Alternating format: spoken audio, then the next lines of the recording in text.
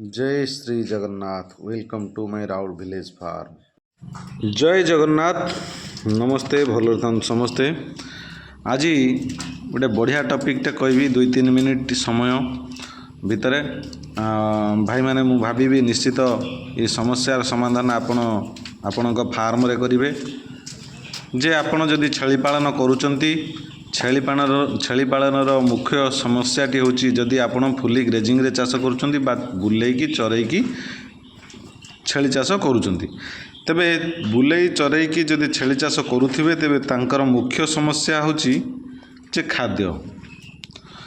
खाद्य मुख्य समस्या किपरि हैला देखंतु आपण खरा दिने बा छेली जेपर्यंत बुलिकी चरुचंती बिल बाड़ी रे किसी असुविधा नहीं आपण आराम से जेते छेली परिए रखि परिबे।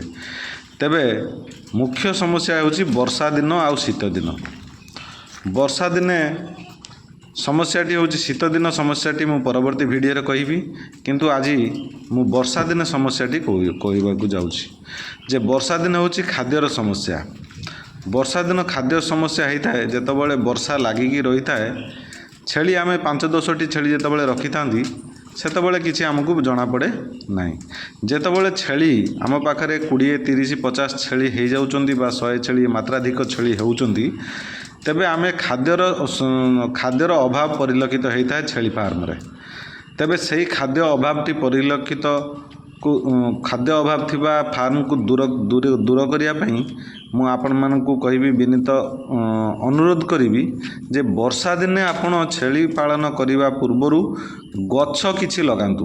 देखंतु आपणक बाड़ी रे आपणक घर साइड रे गोचर जमी रे बा आपणक रास्ता कड़े आपण बहुत गुड़ाए गछ लगांतु जो एरिया रे गछ नाही। जदि गछ अछि से भाई माने तांकर गछ काटिकी आनिकी डाल बांगुड़ा काटिकी आनिकी टांगी दे पारिबे। जो जगार गछ नाही जंगल जमी नाही आमरी भली एरिया तेबे मु से भाई मानकु कहबी जे प्रथमे गछ लगांतु। एबे भी लगांतु 2-3 वर्ष 1.5 वर्ष 2 वर्ष अपेक्षा करेंगे गछ निश्चित बढ़ी जीवो। एबे लगे दिंतु आपणक आसंता वर्ष खरा वर्षा दिन को निश्चित आपणकर किछिटा खाद्य अभाव दूर करि परिबे।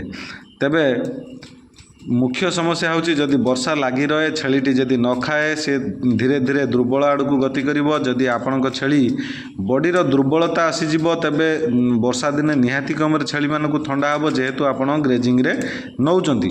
तेबे ठंडा हेले कौन हम ना ठंडा जनित रोग रे छेली गुड़िक मृत्युमुख को जीव जमती 1-2-3टा एमती होगी चलीजे। जदि आपण छेली चाष करुचंती तेबे मु कहि रखे किछि घास गछ लगांतु किछि चारा लगांतु गछ चारा लगांतु जार डाल बांकुड़ा वर्षा दिने आपण देई खाद्यर अभावटा को दूर करि परिबे।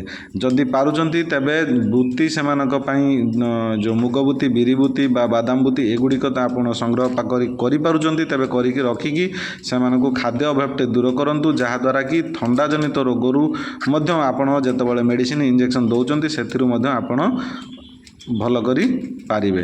रहिली बंधुगण। जय जगन्नाथ।